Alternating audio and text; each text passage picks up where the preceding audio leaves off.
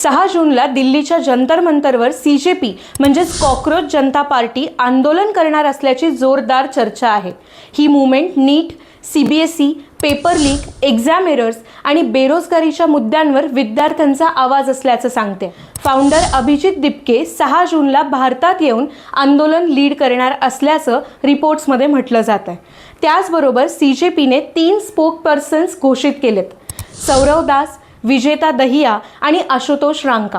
पण इथेच मोठा प्रश्न उभा राहतो। रिपोर्ट्सनुसार अजून या आंदोलनाची परमिशन क्लिअर झालेली नाहीये आणि जर पार्टीचा मुख्य माणूसच 6 तारखेला भारतात येणार असेल आणि त्याच दिवशी परमिशन घेणार असेल तर जंतर मंतर सारख्या ठिकाणी मोठं आंदोलन करणं लीगली आणि प्रॅक्टिकली कठीण वाटतं। 6 जूनच्या आंदोलनाच्या पार्श्वभूमीवर सोशल मीडियावर तरुणांना मोठ्या प्रमाणात आंदोलनात सहभागी होण्याचे आवाहन केले जात आहे। काही ठिकाणी आक्रमक आणि भडकाऊ स्वरूपाच्या पोस्टही पाहायला मिळत आहेत।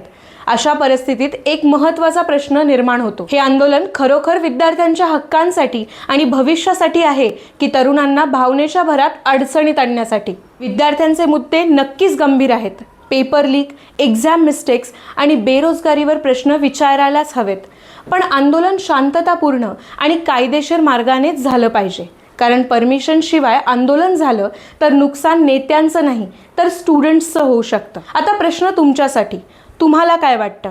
हे आंदोलन खरंच विद्यार्थ्यांच्या हितासाठी आहे की कोणत्या तरी पॉलिटिकल पार्टीला अपोज करण्यासाठी आणि दुसऱ्या पॉलिटिकल पार्टीला इनडायरेक्ट सपोर्ट करण्यासाठी उभं केलं जात आहे? तुमचं मत आम्हाला कमेंटमध्ये नक्की सांगा आणि ऐका जराला नक्की सबस्क्राईब करा।